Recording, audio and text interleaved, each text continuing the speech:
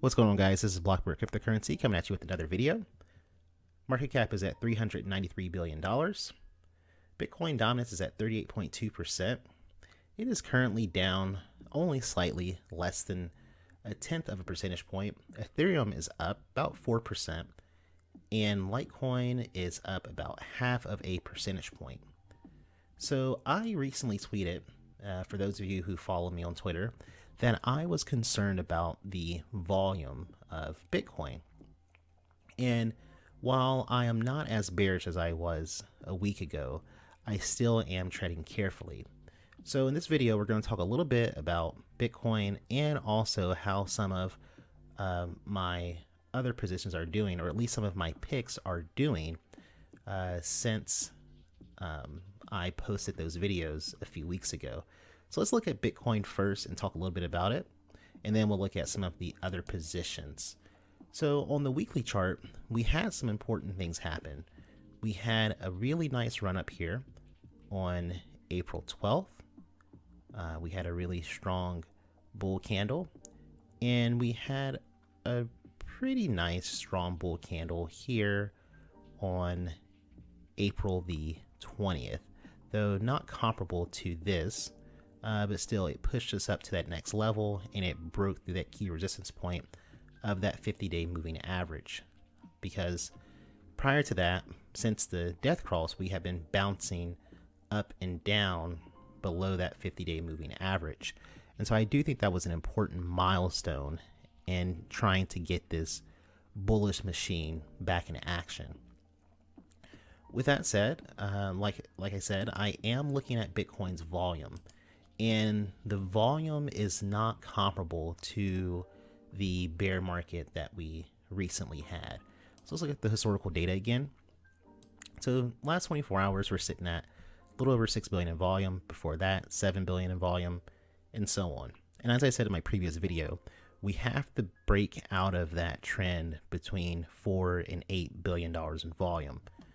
We've been bouncing up and down, primarily between about 5 and 6, but it's been as low as 3.5 billion in volume within the last month, and it's been as high as 8.4 billion. Now, while that seems like a lot for volume, it isn't a lot for Bitcoin. If you look at the last 12 months, as I said, the volume just, during the most recent bull run was hovering in the teens, and it was as high as the 20s. So we had numbers of 16 billion, 18 billion, 21, 23 billion, and so forth.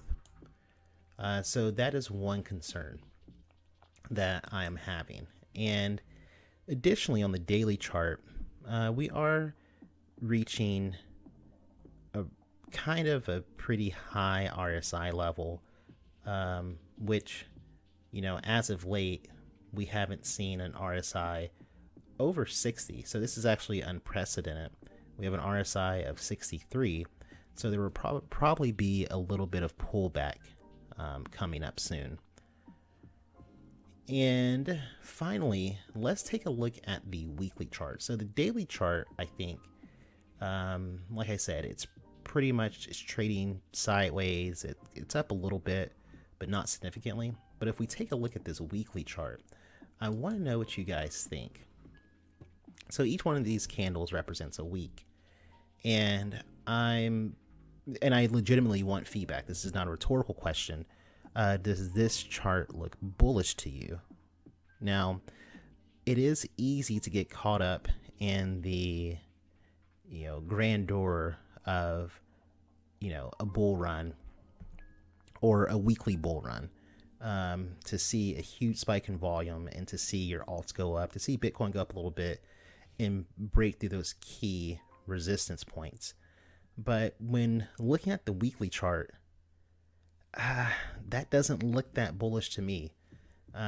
We have, we've been going from lower and lower highs, and it looks to me we still are on this pattern where we go up, we go down, we go up, we go down, down, go up, up, down, down, up.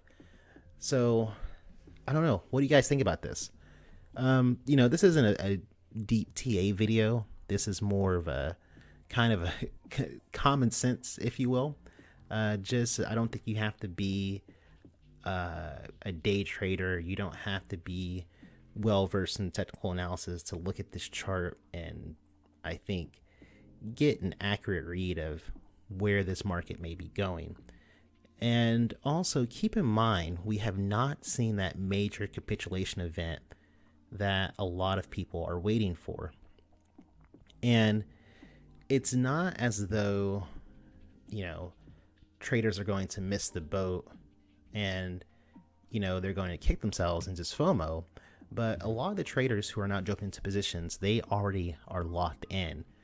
People like myself included, where I've accumulated the cryptocurrencies and Bitcoin that I want. I would love to buy more, but if I miss it, I miss it. And remember, the number one priority in this game is to preserve capital so you can stay in the game. So a lot of those whales, a lot of those big investors, oh look, update, Bitcoin price cycle analysis, bulls are back in action. Okay, so I guess this person probably disagrees with me. And now, like I said, I'm not as severe in what I was saying about the market as I was a week ago, but I am cautious nonetheless. So that's how I'm approaching Bitcoin right now. Let's take a quick look at some of the quick dirty deals and how those positions are doing. So if you remember my older videos, I was calling a target entry point of SHIELD for 2.5 cents, I believe. And I think it did go that low. So hopefully you got in. Of course, not financial advice. I hope you did your own research, as I did mine. And with Propy, I was focusing on a 80-cent entry point. Okay, so let's take a look at SHIELD first, and then we'll look at Propy, and then finally we'll look to my Binance trade and talk a little bit about that. So SHIELD is currently up to 8 cents. And if you enter that position at 2.5 cents, that trade, we'll see where it'll put you at, 0.08 divided by 0.025. You'd be currently at 320% return for SHIELD. So SHIELD is doing pretty well. Propy, while not quite as well as SHIELD, it certainly has paid dividends. And SHIELD 2 divided by 0.8, you'd be currently sitting at 250% return. So way to go, guys. Let's just, still stay focused. If you are a little wary of things, be sure to take your profits, or you can continue to hold. But that's where you would currently be sitting at if you made it in at those entry points. And if you didn't, if you maybe got in around 3 cents or so, you're still sitting at 250% for SHIELD. If you didn't get in at 80 cents, you got in, say, at like 83, 85, you're still sitting at 200%, or even maybe a little slightly less, but still you've already made 100% return on these two investments. And finally, let's talk a little bit about my Binance trade. So as you know, I was holding until recently IOTA, and I thought it was an optimal opportunity to temporarily step out of IOTA and to step into Binance. And why is that? Well, when I made the video, Binance had just finished a coin burn. And as we know from Binance's patterns, that up to the coin burn, the price spikes and then it's immediately dumped. Of course, because most of these trades are speculative and people exit those trades after making those profits. So in terms of the ability to accumulate Binance coin for those who are holding IOTA, I thought it was a great opportunity, and I still do think it's a great opportunity. So I am sort of crazy like a fox, if you will. there is a strategy, there is a method to the madness. Now, there are a lot of rumors, of course, with Binance, from its USD exchange to, well, not quite a rumor. We know that its DEX exchange is coming up. We also know with IOTA that it has its Project Q coming up. So what I am hoping in this trade is that big Binance news drops before Project Q with IOTA. Whether it be the decentralized exchange, it doesn't have to be the decentralized exchange being launched, but an update about the progress of the blockchain. Because as you know, these Binance tokens will be swapped for Binance coins, actual Binance coins that are attached to a native Binance blockchain. And if we don't get news on that, hopefully we do get news on Binance's plans with bank relationships. And if you remember that they have, if I'm correct, already moved to Malta, and they are working on banking partnerships. So all it takes is a USD announcement.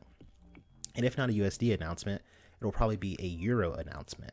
And I suspect that that will probably happen first before a USD announcement. And the moment that that news hits the wires, this is going to spike significantly. And I'm confident in that. And like I said, hopefully it just happens before IOTA has any more big news and it's able to catch up. But I don't at all regret that trade, and I will continue to hold Binance until there is a big announcement, or at the very least leading up to an announcement. So that's about it, guys. I just wanted to just check in with you really quickly. I don't know how long this video is as of now. Maybe it's not that quick. We'll see. More videos will be coming up soon. A lot of interesting topics, from Bitcoin maximalism to Satoshis to a lot of other stuff we're going to be talking about. And I look forward to conversing with you further. In the meantime, don't forget to like and subscribe, and peace out.